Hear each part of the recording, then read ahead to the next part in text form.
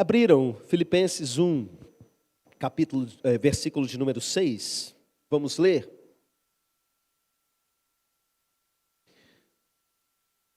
Diz assim a palavra do nosso Deus: estou plenamente certo de que aquele que começou a boa obra em vós há de completá-la até o dia de Cristo Jesus. Amém, meus irmãos? Vamos orar mais uma vez? O nosso culto de hoje, como eu disse no início, ele é um culto especial. Especial em que sentido?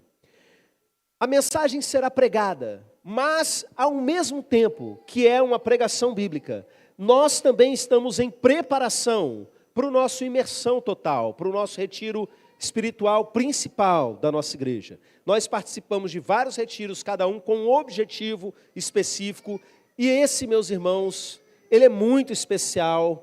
E se alguém chamou você para ir nesse retiro, entenda, valorize essa pessoa, porque ela ama muito você. Ela viveu coisas muito sérias ali, e quando ela estava lá, ela sonhou que você poderia viver esse processo também. Então, olha, dê valor a quem te chamou para ir nesse retiro, porque essa pessoa te ama muito. A mensagem dessa noite é um aquecimento, é uma preparação para esse momento, mas também é alimento para a igreja. Você que de repente pensa, não vou no retiro, não tem problema, presta atenção, fique com seu coração sedento, porque Deus vai falar com você. Amém? Vamos orar? Ore pela minha vida, ore pelo seu coração, para que Deus fale com você.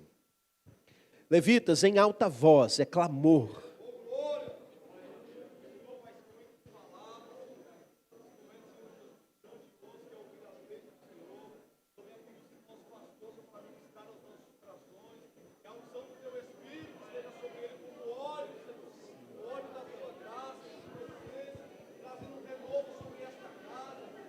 Não deixa, meu Deus, a gente sair do mesmo jeito. Mexe com a gente nessa noite, meu Pai. Alimenta o teu povo, desafia e principalmente salva vidas aqui nesse lugar, meu Pai. Em nome de Jesus. Passeia no meio do teu povo, gerando uma grande transformação no meio da tua igreja, meu Pai. No nome de Jesus. Amém e amém. Como a nossa mensagem é baseada, a princípio, o nosso texto de partida, em um único versículo, eu vou reler para vocês, ele é muito curto. Ele diz assim, Filipenses 1, 6, estou plenamente certo de que aquele que começou boa obra em vós, há de completá-la até o dia de Cristo Jesus. Vocês já viram, com certeza, aquela placa que o pessoal que está trabalhando em obra da prefeitura coloca na estrada, em obras. Eu acho algumas dessas placas até engraçadas, porque elas são educadinhas, né? Em obras, desculpe o transtorno. E alguns crentes às vezes mandam fazer uma camisa assim, em obras. E eu acho bonito. E a base bíblica para isso é justamente esse verso que nós acabamos de ler. Mas eu acho, inclusive, que algumas pessoas deviam colocar uma camisa assim, em obras, desculpe o transtorno. Porque às vezes, meus irmãos, a gente está tão com um turbilhão de tantas coisas acontecendo na nossa vida, que quem está de fora não entende, muitas vezes, o nosso comportamento ligeiramente transtornado. Eu quero dizer para vocês que eu estou em obras. Tem mais gente em obras aí.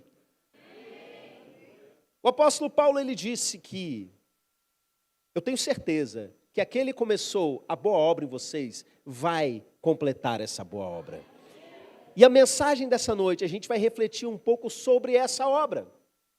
A gente vive numa cidade, numa metrópole, que junta aí vários municípios que a gente chama de Grande Vitória, que em alguns momentos é muito difícil de se transitar, de tanta obra que está acontecendo. E ninguém gosta de estar, de repente, com um compromisso marcado e ver uma plaquinha em obras e você não conseguir chegar no compromisso. Eu estou aqui lembrando agora, irmã Lutesca, daquela vez que eu fui pregar lá no seu trabalho, não é? E a gente madrugou, saiu daqui amanhecendo o dia, mas era tanta obra no meio do caminho que quando eu cheguei no culto já tinha acabado o culto, não dava mais para pregar. Aí da outra vez a gente fez pregação por live. É bom que lá na sala tem uma televisão grande, a gente conseguiu resolver dessa forma. Mas, meus irmãos, quando passa a obra e que o trânsito começa a fluir, eu vou dar um exemplo para vocês. Quando a gente passava, por exemplo, ali aquele lugar, em frente ao Dório Silva, não tem? A rotatória do Ó, que chamavam, ou rotatória do Dório Silva, que chegava numa sexta-feira, a gente tentando chegar em Nova Almeida, se ia passar por ali, meu Deus do céu, que sofrimento. E aí virou um sofrimento maior ainda, porque começou as obras. Mas que alegria passar agora. Você não dá uns glórias, não, quando você passa lá de carro? Que de repente tem aquela descidinha assim, ó, que o trânsito não agarra em nada, que é aquela paz. Quem aí é mais antigo um pouquinho, pegou a fase da duplicação da Fernando Ferrari, não é? Quero dizer para você que está em obras, assim como eu, que chega alguns momentos na vida da gente, que aquilo que está tudo travado, tudo agarrado, de repente começa a fluir. E você vê, graças a Deus passou, graças a Deus, essa obra difícil, ela foi à frente. O apóstolo Paulo, ele escreve essa carta para os irmãos lá da igreja de Filipos. E ele vira e fala assim, eu tenho certeza que aquele que começou uma boa obra em vocês, ele vai completar. E esse começou a boa obra, eu vou falar mais para o final da mensagem, mas eu quero que você pense, nesse primeiro momento, nessa fala de Paulo do tipo, eu tenho certeza que ele vai concluir a obra que ele começou em você. Será que alguém que conhece a sua vida, e Paulo tinha motivos para dizer isso, ele conhecia bem esses irmãos, e ele fala várias coisas nos versículos de antes e depois, né, a respeito deles. Mas será que alguém que conhece bem a sua vida poderia dizer isso? Eu tenho certeza que Deus está fazendo uma obra e Ele vai concluir na sua vida. Irmãos, existe um propósito na obra geral de Deus em nós. Existe um objetivo completo de Deus em nós, que é fazer com que a gente seja totalmente transformado, a ponto da nossa forma mudar, o nosso formato mudar, para a gente chegar no formato de Jesus. E a Bíblia vai falar isso várias e várias vezes, que vai chegar um momento, e tudo que Deus está fazendo em nós é para que a gente chegue no formato de Cristo. Mas entenda que para obras específicas que Ele quer fazer através de nós, primeiro Ele faz uma obra em nós. Exemplo claro nas Escrituras. O povo de Israel foi chamado para ser liberto da escravidão e conquistar uma terra, a terra da promessa, a terra prometida. Só que para chegar lá, Deus pegou esse povo e passou com eles por um caminho no deserto. E nesse caminho do deserto, esse povo estava em obras. Esse povo precisava se desintoxicar de tudo aquilo que eles tinham vivido no Egito. Esse povo precisava deixar de gostar do tempero do Egito. Tanto literalmente, porque eles gostavam muito da cebola do Egito, do alho, poró do Egito, como principalmente do tempero espiritual idólatra. Uma fé que confessava a Deus, mas ao mesmo tempo estava cheio de manias que eram pagãs, que eram dos cultos egípcios. Mas deixa eu falar uma coisa para vocês, nesse processo de obras, eles falharam. 40 anos eles ficaram numa caminhada que devia ter durado dias, meus irmãos. E você sabe o que é pior disso tudo? Chegou ao final, morreram. Os filhos seguiram com a promessa. A promessa sobre o povo se cumpriu, mas sobre as pessoas, eles não viveram essa promessa. Por quê? Porque eles falharam no processo. Existem tratamentos de Deus em nós, que dependem da resposta que nós damos a esse tratamento. Deus chamou você para certas coisas, meus irmãos, mas muitas vezes você não está chegando lá, porque agarrou no meio do caminho. Um outro exemplo para a gente fazer um paralelo claro com relação a isso, foi Jesus. Quanto tempo o povo de Israel ficou no deserto, meus irmãos? 40 anos. Jesus acabou o seu batismo, entrou num deserto, e depois desse deserto ele iria começar o seu ministério. Quanto tempo Jesus ficou no deserto? Fala para mim bem alto. 40 dias de deserto. O povo 40 anos, Jesus 40 dias. O povo reprovou. Jesus venceu Satanás no deserto. Jesus passou esse tempo no deserto em jejum e oração. E ele se preparou para uma grande vitória que estava pela frente. Eu quero trazer isso à memória de vocês, nesse início de mensagem, para você entender que muitas vezes você está agarrado em fase da sua vida que você não devia mais estar. Que Deus chamou você para coisas muito maiores, para outras situações, para outras realidades, e você simplesmente agarrou no meio do caminho. E você precisa responder a isso de maneira adequada. É pecado agarrando a sua vida. É muitas vezes entendimentos errados, informações erradas, crenças que não batem com aquilo que a Bíblia ensinou. Religiosidade, meus irmãos, como o povo está preso em religiosidade e deixa de viver o propósito de Deus. A mensagem dessa noite tem a ver com esse desatar, para você viver isso que Paulo falou sobre os filipenses. Eu tenho certeza que aquele que começou a boa obra na vida de vocês vai levar vocês até o fim nela. É isso que precisa se cumprir na vida de vocês. E para isso, eu vou contar para vocês algumas experiências que a gente tem vivido no nosso retiro, que eu disse agora há pouco, que ele se chama Imersão Total. Esse é um retiro para gente que já é servo do Senhor. E ele tem esse nome, Imersão Total, porque ele é baseado completamente naquele texto de Ezequiel 47, que fala sobre o rio de Deus. E eu não vou aqui falar a respeito do rio de Deus, porque são mensagens relacionadas ao que vai acontecer lá dentro, e lá, quando você for, você vai ouvir a respeito, mas eu quero só adiantar um assunto. Esse rio de Deus, que é o Espírito Santo, aonde ele toca, ele transforma. Aonde tem morte, passa a ter vida. Aonde tem dor, aonde tem luto, aonde tem infertilidade, quando isso entra em contato com o rio de Deus, tudo é transformado. E isso tem tudo a ver com a mensagem dessa noite, com essa questão da boa obra de Deus em nós, do que Deus tem para fazer a partir de nós. Porque quando você entra num processo desse de busca e consagração, que é o que acontece nesse retiro, áreas da sua vida que você nem lembra que existem, ou áreas da sua vida que você varre para debaixo do tapete, de repente são expostas ao rio de Deus. E aí, meus irmãos, tudo pode acontecer. E a gente tem vivido, ao longo dos anos, sinais e maravilhas em retiros. E coisas tremendas, coisas muito poderosas têm acontecido, meus irmãos. Embora o retiro não seja um lugar para você ir buscar a bênção, mas o simples fato de você estar ali para tirar esses entraves do agir de Deus em você, coisas tremendas vão acontecendo. Desde visões, profecias, curas físicas, desatar ministerial. Eu vou falar mais a respeito disso no nosso segundo pré-imersão, que será no domingo que vem, na parte da manhã, não é?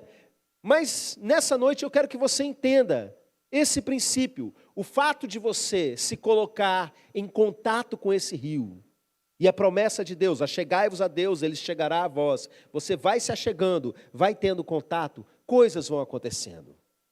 Só para vocês entenderem, quando eu falo de milagre aqui nessa igreja, eu não estou falando de gente empolgada, que vira e fala assim, eu fui curado, mas na verdade não foi bem assim, pastor. E passa um tempo e você percebe que não é, ou como você vê muito na internet, né? É o mesmo ator em cada testemunho dessas igrejas de milagreiras. Não é disso que eu estou falando. Vocês estão diante de um pastor que mora no bairro da igreja, e que está aqui pastoreando, liderando essa igreja há 23 anos. Cheguei com o pastor Osias, pastoreando essa igreja, e já cheguei como auxiliar dele, auxiliando em tudo basicamente. Depois me tornei pastor-presidente. Eu conheço essas pessoas que viveram transformações. E vocês me conhecem ao ponto de saber também que eu não estou mentindo, que eu não estou contando lorota. E a melhor forma é você perguntar para pessoas que foram. Me lembro, por exemplo, que nós levamos um pastor muito conhecido aqui no bairro, de uma igreja vizinha, uma igreja amada nossa aqui, a PIB de Gaivotas. E esse homem estava lá no retiro, e em determinado momento, eu olhei para a perna dele, e tinha uma sonda descendo pelo joelho. E ele viu que eu tinha percebido, e ele veio me contar a situação. Olha, sexta-feira era o dia de eu ir no hospital para tirar a sonda, essa sonda está direto na minha bexiga, porque ele estava com um problema de próstata seríssimo. E ele fez o seguinte pedido de oração para mim: Pastor Clériston, ora para chegar o dia da minha cirurgia, porque eu estou esperando marcar há muito tempo e eles não marcam. E sabe que no sistema público às vezes é muito lento mesmo, não é? E ele lá angustiado com aquilo, eu falei: irmão, eu vou orar por isso, mas antes eu vou fazer uma outra oração. Que Deus cure você. Pensa, você está num ambiente cheio da glória de Deus, com gente orando por você 24 horas por dia. É impossível que nada aconteça. Você está num ambiente de fé, num ambiente de quebrantamento. Irmãos, esse homem orou, creu naquela palavra. Chegou na segunda-feira, ele por conta própria resolveu fazer os exames. E ele estava simplesmente curado. Não tinha mais os exames, tanto de ultrassom que ele fez, quanto exame de sangue, não tinha mais nada. Foi no médico, tirou aquilo. E aí, meus irmãos, sabe o que aconteceu? A outra oração também foi atendida. Foi marcada a cirurgia. E ele foi, e chegou lá, meus irmãos. Teve que refazer todos os exames de véspera. E ele pensou: eu sei que eu fui curado, mas vamos ver o que isso vai dar. E ele chegou lá, já estava de macacão para a cirurgia, o médico pegou os exames, virou e falou: não tem necessidade, a sua próstata voltou ao normal. Nós temos muitos e muitos testemunhos, histórias de milagres, e eu não vou contar todas elas. E existe uma que eu sempre conto. Pastor, por que você sempre conta essa história? Porque ela é didática, é só por isso. Porque ela ajuda você a entender um determinado processo que acontece relacionado à obra de Deus na vida de cada um. Que é um testemunho que o irmão Fernando e a irmã Andressa viveram quando eles foram para o nosso retiro. E eu quero chamar o irmão Fernando aqui. Ele virou para mim ontem e falou assim: pastor, a igreja deve estar cansada dessa história. Já ouviu tantas vezes? Aí eu pensando aqui que nada, o pessoal fica lá e completando na cabeça, né? Todo mundo feliz, celebrando com a história que ele está contando. Mas eu expliquei para ele, é importante por quê? Porque é um milagre que trata de forma muito específica, muito didático para você entender o tipo de coisa que Deus tem por fazer. E deixa eu aproveitar já para dizer, quem sabe, no próximo imersão, no ano que vem, não é a sua história que eu vou estar contando aqui. Estou falando isso para despertar sua fé. Você que está até assim, não sei se eu vou, não sei se eu não vou. Quem sabe eu não vou estar aqui contando uma reviravolta que aconteceu na sua vida a partir do imersão. Fernando vai contar resumidamente para a gente essa história. E você que não conhece vai entender o porquê, né? E você que já conhece vai dando glória. A paz, irmãos. Boa noite. Vou tentar resumir. Realmente, eu falei para o Clériston, você quer dar o testemunho de novo? O pessoal já está enjoado já, Clériston. Mas eu já frequentava essa igreja há bastante tempo. Eu e minha esposa já fomos convidados várias vezes para ir no encontro e a gente não ia por questão de trabalho. E certa vez a gente se acertou nessa data desse encontro, se alinhou e nós fomos. Nós tínhamos 12 anos de casado. Queríamos muito ter um filho. Ela fez vários exames e sempre ela ouvia de médicos assim: olha, com você está tudo normal. Teve médico que virou para ela e falou: olha, seu útero está pronto para ter seu filho. A gente não entende por que você não tem filho ainda. Aí eu falei: não, então eu vou fazer exame, que o problema pode ser comigo. Aí o médico virou e falou: ó, com você não tem nada de errado, está tudo normal. E era essa agonia, testes de gravidez negativos, e aí a gente foi no encontro. Ela não foi com esse intuito de pedir, mas eu, como marido dela, e era meu sonho, eu pedi isso para Deus lá no encontro e para Deus mostrar tudo aquilo que Ele queria me mostrar. E resumindo, lá no encontro, o irmão Dutra, ele orou por mim e ele pediu para Deus dar uma resposta no prazo de 30 dias, pelo sonho que eu tinha, que era ter um filho.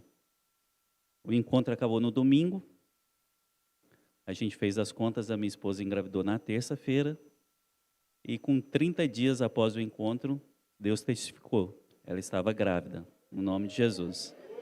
Hoje o meu milagre está lá na salinha das crianças, com 7 anos, e eu falo para vocês que tem dúvida ainda de ir, vá, e Deus vai mostrar tudo aquilo que Ele quer para vocês naquele encontro.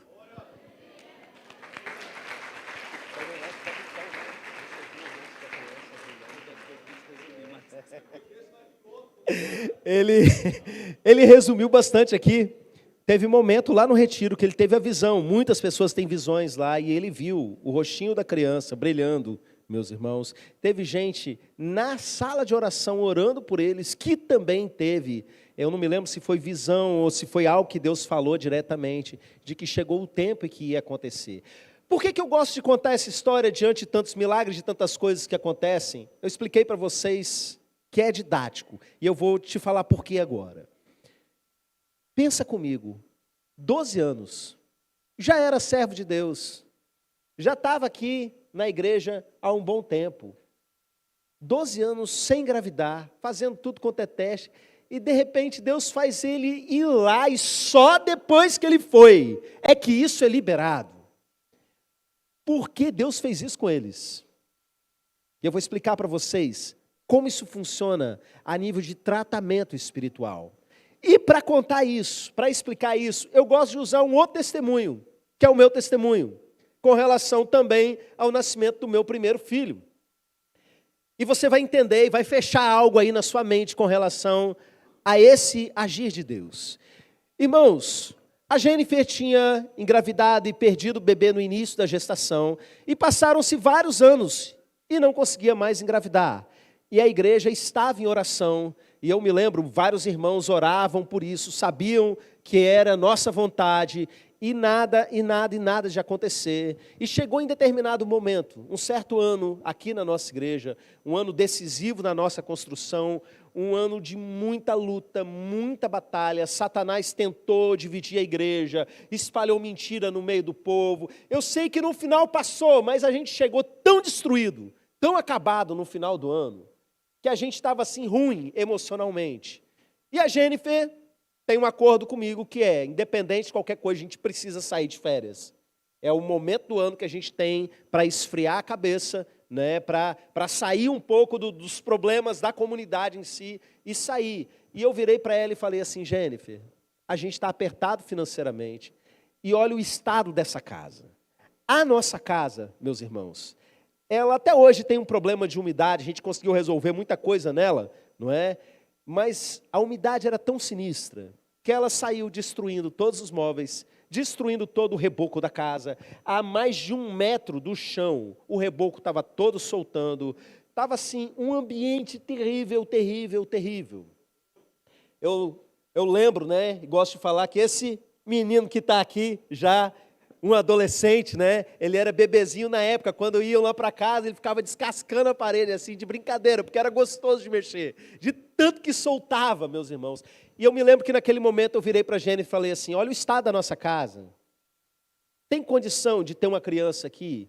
Deus não vai mandar uma criança, eu usei essas palavras, Deus não vai mandar uma criança para um ambiente insalubre como esse.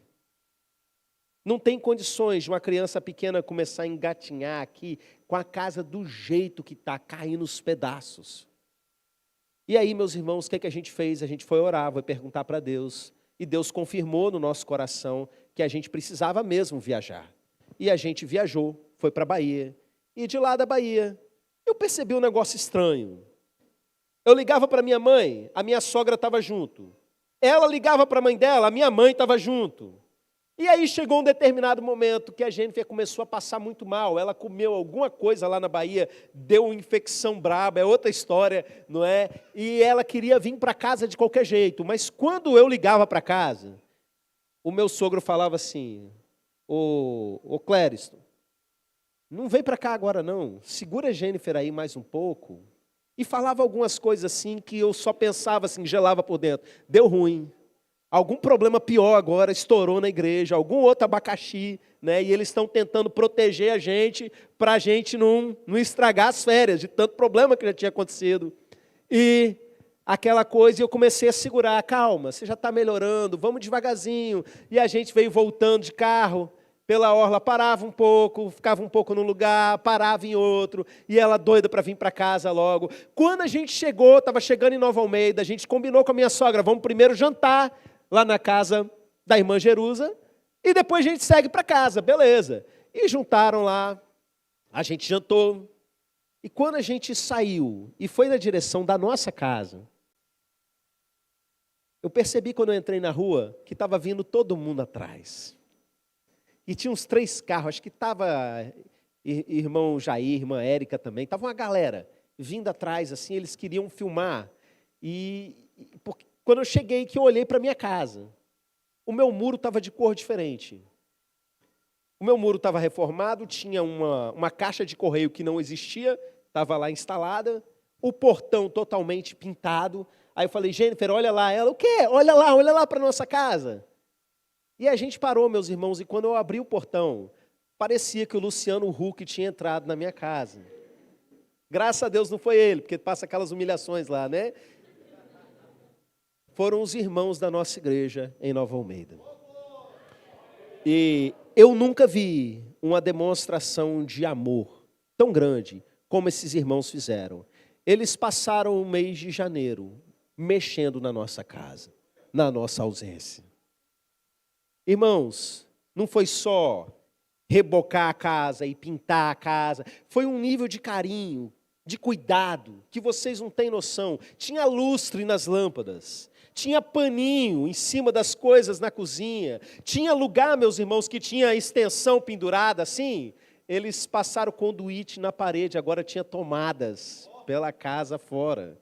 Sabe, a minha estante da sala, que estava assim, balançando com o pé podre, com a televisão equilibrada em cima, agora a televisão estava na parede, deram fim naquela prateleira horrorosa, e quando eu chegava na minha sala, acendia um LED de baixo em cima, numa prateleira de gesso e vidro, que era uma coisa mais linda, meus irmãos. E muita gente da igreja se envolveu, nem que fosse num pedacinho daquilo, sabe? Num gesto tão lindo de amor. Você sabe o que aconteceu? Jennifer estava grávida. A gente não sabia. Quando ela passou mal lá na Bahia, ela já estava. Ela engravidou lá na Bahia, inclusive. Lembra do que eu falei antes? Que eu virei e falei assim, para ela, né? Não tem condições de uma criança crescer num ambiente insalubre desse. Olha a lógica que você precisa entender. A casa foi arrumada para preparar a criança para chegar. Existem certas coisas que Deus quer entregar nas suas mãos, que a sua casa não tem condições de receber. Voltando à história de Fernando e Andressa e Caleb. 12 anos de casamento, sem nenhum filho. Eles não tinham condições de receber até esse momento. Eles foram para o retiro, a casa foi arrumada. Eu não estou falando que a casa deles viveu por uma reforma. Estou falando que a casa deles, enquanto família, eles precisavam de acertos dentro deles e entre eles, para poder receber aquilo que Deus tinha para eles. Ah, pastor, mas tem um monte de menina aí com 14, 15 anos que não devia engravidar e tem um monte de filho e não sei o quê. Eu estou falando de servos de Deus. Eu estou falando de pessoas que entregaram a vida na mão do Senhor e disse, faça, Senhor, o que o Senhor bem entender. É desse tipo de gente que eu estou falando. Existe uma obra. E essa obra precisa se concretizar. Deus tinha planos para dar filhos para eles, Deus tinha plano para dar filhos para mim. Entretanto, coisas precisavam acontecer. Casa precisava ser arrumada, meus irmãos. E é aí que está. O retiro não é a fila da bênção. O retiro não é para quem quer ir lá buscar a sua bênção e não quer transformação de vida. O retiro é para quem quer arrumar a casa. E seja do jeito que Deus quiser, da maneira como Ele quiser. E é por isso, meus irmãos, que coisas tão tremendas acontecem. Aquele que começou a boa obra na vida de vocês, Paulo disse, eu tenho certeza que vai completar. E eu quero dizer para vocês sobre o que é começar a boa obra. Deixa só elas trocarem. Eu fico pensando nessa equipe de ministração, acho que nem precisa ir para o seminário, né? Eles já tem uma aula de teologia aqui, eles estudam meus esboços de mensagem toda semana, meus irmãos. Vai trocando as escalas, né? Estão ficando afiados na Bíblia. Não só estão ouvindo, como estão estudando e pregando junto. Estão se tornando aí pastores de carona, né? Irmãos, Paulo fala que Deus começou a boa obra. E do que ele está falando? Ele está falando, meus irmãos, de um ponto específico na vida da gente, quando Deus dá o start. E você precisa entender bem isso, porque quer dizer que antes disso Deus não agia? Não, nada disso. Deus está agindo na vida de todos nós, o tempo todo. Estamos todos debaixo da graça de Deus. Mas quando Paulo fala que ele começou a boa obra, ele está falando do dia em que essas pessoas receberam a Cristo como seu Salvador. Na linguagem popular do evangélico brasileiro, o dia que essas pessoas aceitaram Jesus. Teólogo não gosta muito dessa expressão aceitar Jesus, porque ela não está na Bíblia. E dá a ideia assim de que, nossa, eu sou tão importante aqui que Deus está tentando me empurrar a Jesus e eu finalmente aceitei, né? Algumas pessoas puxam para essa conotação. Eu não fico problematizando, meus irmãos, porque a Bíblia tem uma outra expressão parecida, que é receber Jesus. Quando você recebe Jesus, ele passa a morar dentro de você. E algo acontece. Tem uma outra expressão na Bíblia que eu gosto mais de usar, não é? Que é nasceu de novo. Jesus disse para Nicodemos, se você não nascer de novo, você não tem como entrar no reino de Deus. E basicamente isso. E para a gente entender que a boa obra, ela acontece depois que há um começo, você precisa entender o que é esse começo. A pessoa precisa aceitar Jesus. Esse retiro nós temos um pré-requisito, na verdade 2. A pessoa precisa ter mais de 16 anos. Ah, pastor, mas se a pessoa tiver menos e precisa tanto, calma que tem uma imersão teen daqui mais uns dias pela frente. Só para adolescente, que é maravilhoso, tá? Mas o primeiro requisito é a idade e o segundo, tem que ter aceitado Jesus. Tem que ter recebido a Cristo. Tem que ter nascido de novo.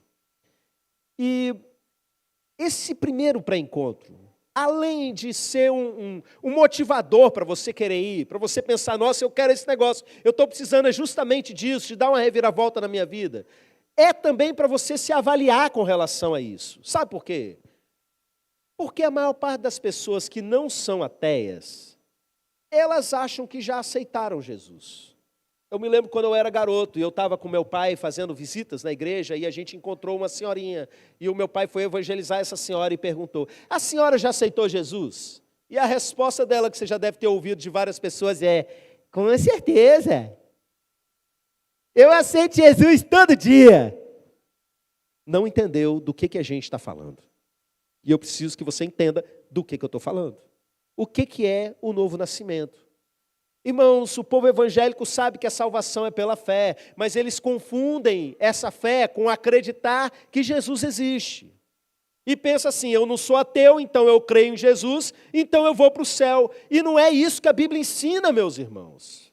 A Bíblia diz, por exemplo, que os demônios, eles também creem e estremecem. Não existe demônio ateu. Ateus são os seres humanos enganados pelos demônios, iludidos por esse mundo caído. Mas não existe demônio ateu. Como também pessoas que conviveram com Jesus nos seus tempos de ministério terreno, também acreditavam que ele existe, porque estavam diante dele. E não só isso, sabiam que ele era o Messias. Aqueles homens da lei, aqueles fariseus que abriam inquérito para investigar milagre, eles tinham certeza que Jesus era o Messias. Nem por isso foram salvos, porque a salvação é um tipo específico de fé. Na teologia a gente chama de fé salvífica. É uma fé para dentro de Jesus. É uma fé que coloca Jesus como Senhor da sua vida. Jesus usa a expressão para descrever esse momento de receber a Cristo como passou da morte para a vida. Em determinado momento, a pessoa crê em Cristo e ela passa da morte para a vida, colocando Jesus como Senhor de sua vida. O que acontece daí para frente, meus irmãos, é que essa pessoa não consegue mais viver no pecado. Nós somos todos pessoas imperfeitas. E qualquer um que recebeu Jesus de verdade que você encontrar, é gente imperfeita. Mas são pessoas imperfeitas que estão buscando uma melhora no Senhor. Aí alguns pensam, não, mas isso aí é todo mundo, eu também estou buscando melhorar todo dia. Não é disso que eu estou falando. Alguma coisa muda dentro de nós, as nossas prioridades são outras. Vou pegar um exemplo de um pecado socialmente aceito. Eu não vou falar para vocês aqui, exemplificar com um pecado que todo mundo sabe que é errado, tipo assassinato, né? Se eu virar aqui e começar a pregar contra o assassinato, todo mundo vai falar, eu concordo com isso, tá de boa. Eu me lembro eu estava num retiro de crianças e chamaram um líder para dar um testemunho, e ele era ex-bandido. E ele começou a falar como se estivesse falando para adulto, né? E aí, crianças, eu tentei matar meu pai e minha mãe. Aí as crianças tudo olharam assim, assustadas, olhou. Aí ele lembrou que estava falando para a criança. E isso é muito feio, viu? Não pode matar o papai e a mamãe, crianças. Todo mundo sabe que é errado. Mas deixa eu pegar aqui um pecado socialmente aceito. Sexo fora do casamento. Sexo entre pessoas que não são casadas. Eu não estou falando só do mais óbvio, que é o adultério, que ainda é, na maior parte dos círculos, algo que a sociedade considera errado. Mas o sexo entre namorados, entre noivos, é algo que as famílias normalizaram. Essa é a verdade. Convivendo com famílias eu vejo isso. Os próprios crentes vão lá e não, a namorada do fulano vai dormir aí hoje. Dorme dentro da casa da pessoa, no quarto do namorado. E para eles isso está normalizado. Eu preciso dizer para você que, embora muitas igrejas tenham normalizado esse tipo de coisa, aqui a gente ainda segue a palavra. E a Bíblia diz, bem-aventurado o leito sem mácula. Todo o contexto bíblico é contra esse tipo de prática. Isso é errado, isso é pecado.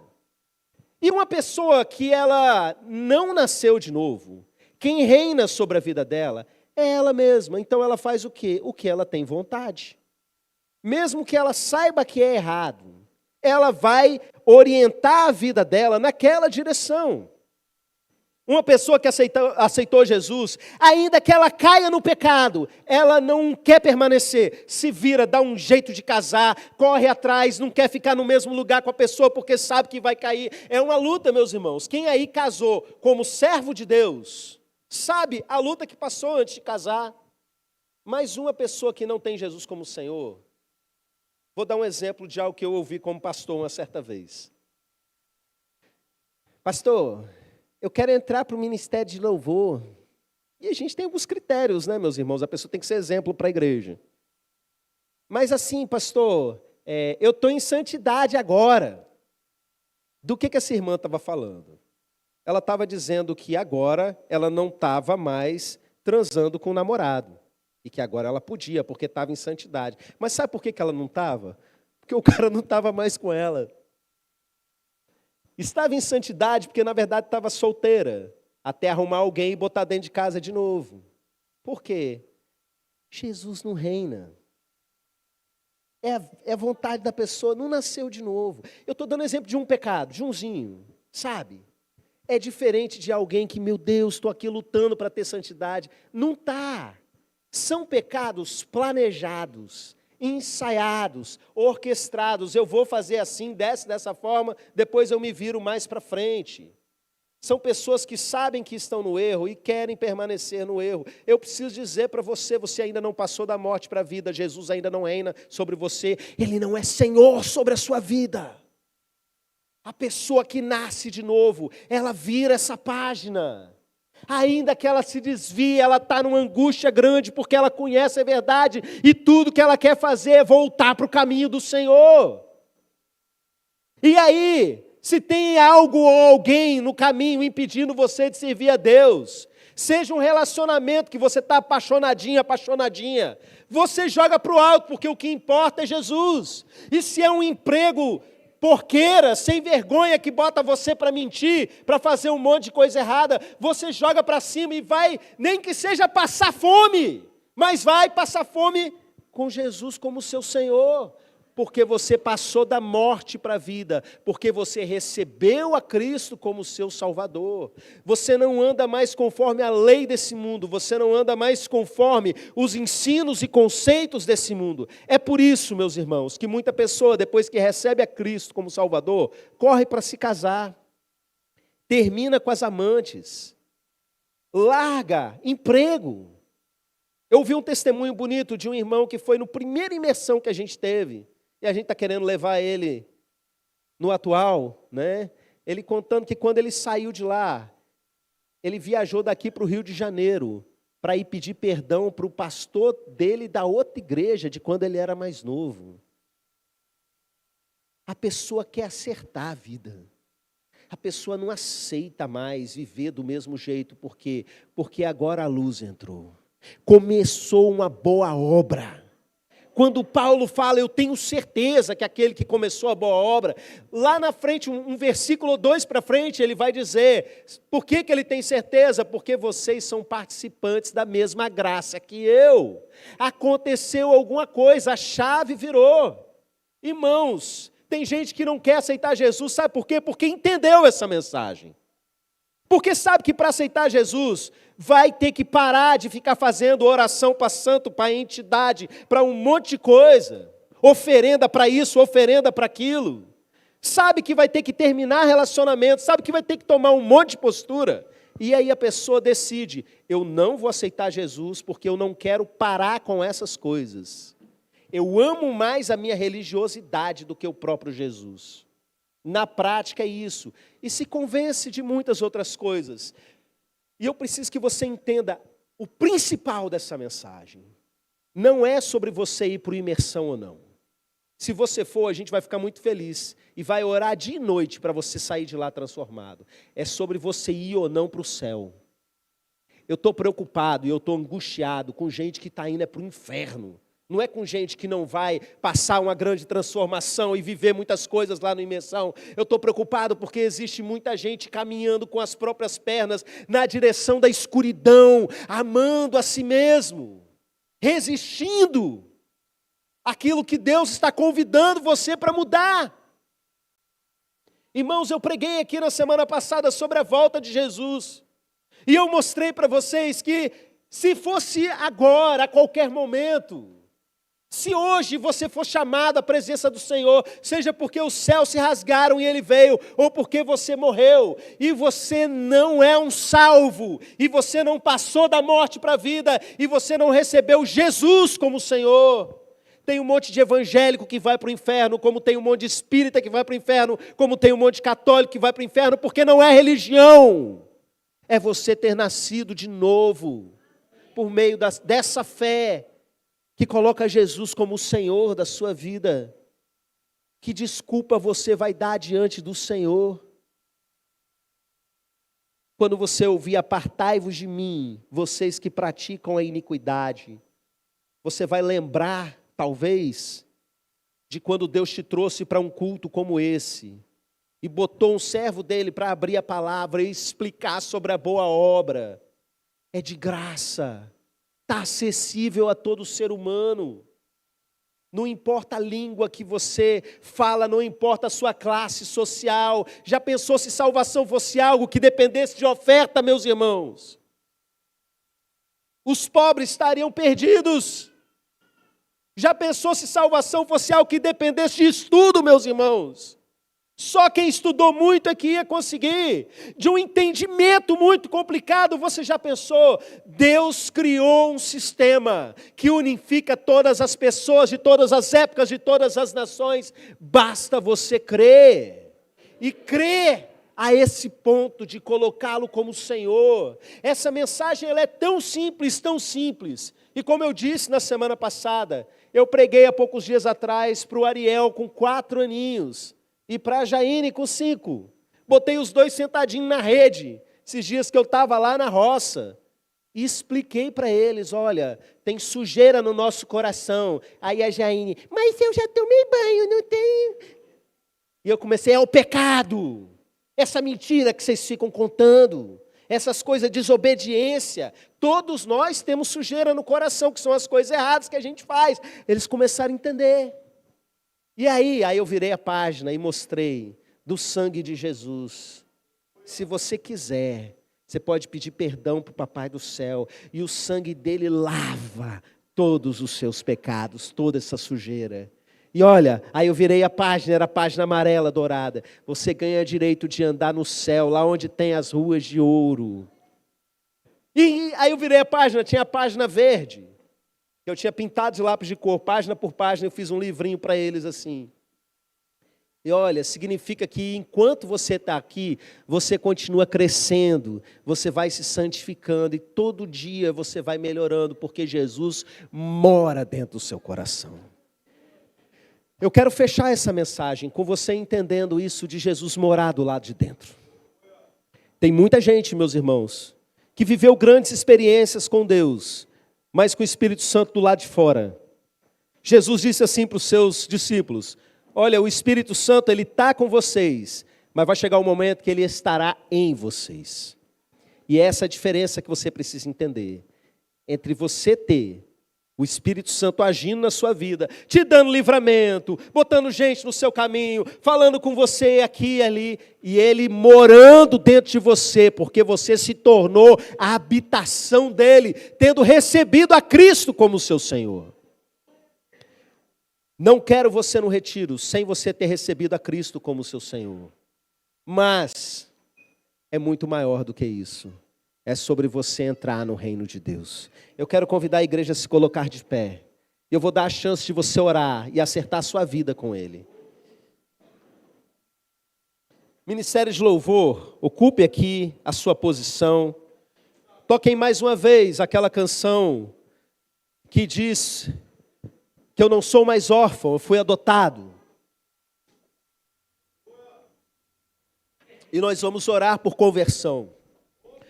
Você que tem convicção de que recebeu a Cristo como Salvador, você que passou da morte para a vida e que tem certeza disso, você vai entrar agora em batalha por aqueles que ainda não chegaram a esse momento, aqueles que precisam acertar a sua vida com Deus e receber a Cristo como seu Salvador. E aí sim, eu vou poder dizer sobre vocês, aquele que começou a boa obra na sua vida, ele vai completar. E grandes coisas vão se desatar na sua vida. Ele vai entrar na sua casa, ele vai acertar a sua casa, ele vai reformar as paredes do seu coração, vai mudar os móveis do seu coração de lugar, vai começar a trocar os valores que existem dentro de você por valores eternos do reino de Deus. O trono do seu coração não vai ser mais você, a sua vontade, vai ser o Senhor. Feche os seus olhos e ore nesse momento. Igreja, batalhe nesse momento.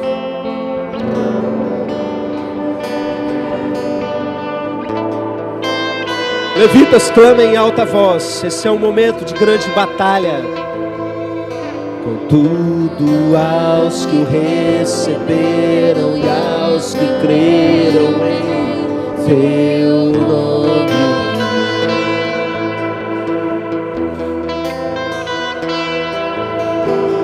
deu-lhes o direito de se tornarem os seus filhos.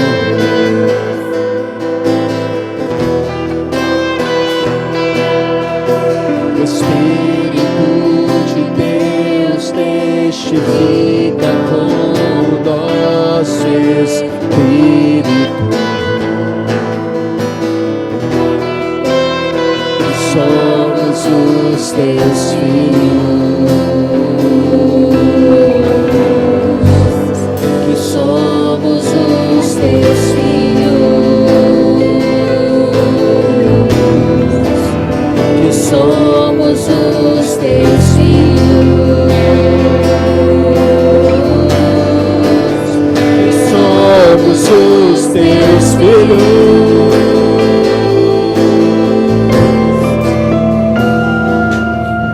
O Pai me adotou,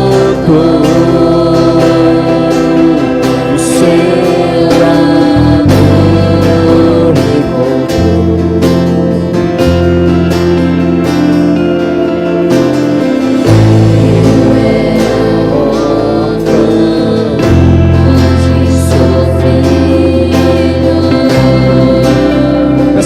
ministérios de louvor que diminuam um pouco a intensidade. Existe um costume, quando a gente prega o Evangelho, que é da gente convidar as pessoas para a gente orar por elas. E eu quero não deixar você ir embora sem te dar essa chance de confessar publicamente a sua decisão. E quando você fizer isso, nós vamos orar para que tudo aquilo que tem entravado a obra de Deus na sua vida seja desatado. Eu quero convidar você, enquanto nós cantamos essa canção, a sair do seu lugar e se juntar com os outros que virão aqui à frente. Você vai receber um abraço de alguém da igreja, e nós vamos orar pela sua vida nesse sentido. E a nossa oração, esse convite é que você entregue a sua vida para Jesus, que você converse com Ele, dizendo: Senhor, eu quero receber o Senhor como Salvador. E você que de repente está aí com medo de vir sozinho, você pode chamar alguém que está com você: vai comigo. E essa pessoa vai te ajudar, vai te abraçar, vai orar com você. Mas não perca essa oportunidade de confessar Jesus publicamente e deixar que Ele faça a obra na sua vida. Entregue sua vida ao Senhor enquanto nós cantamos mais uma canção. Enquanto continuamos essa canção.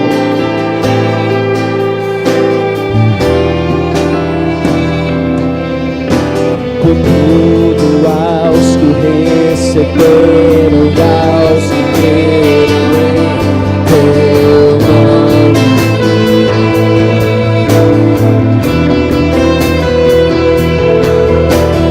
Deu-lhes o direito de se tornarem os seus filhos.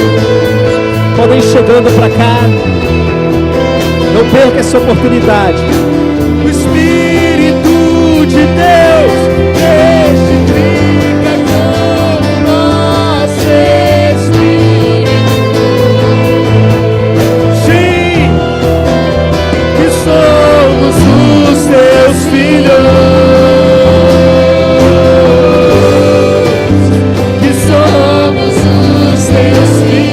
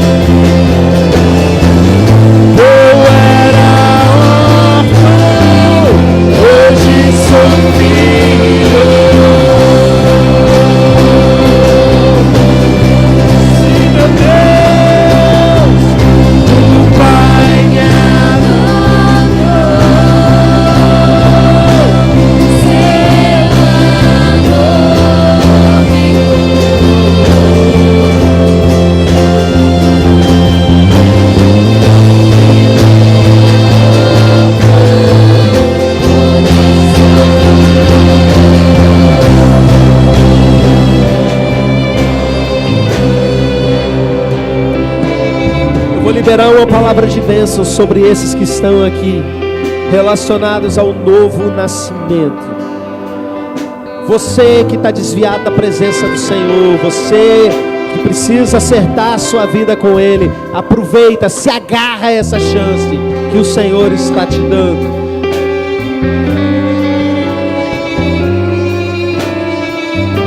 Cinco, 4, 3, 2, 1.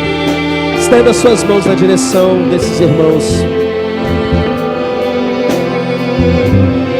Meu Deus, nós oramos por cada coração que se apresenta diante do Senhor como alguém que reconhece que precisa desse novo nascimento, que precisa acertar sua vida com o Senhor, que Jesus não tem reinado sobre o seu coração da maneira como um verdadeiro Senhor reina. Por isso, nessa noite, meu Deus, que o Senhor seja declarado Senhor sobre cada um.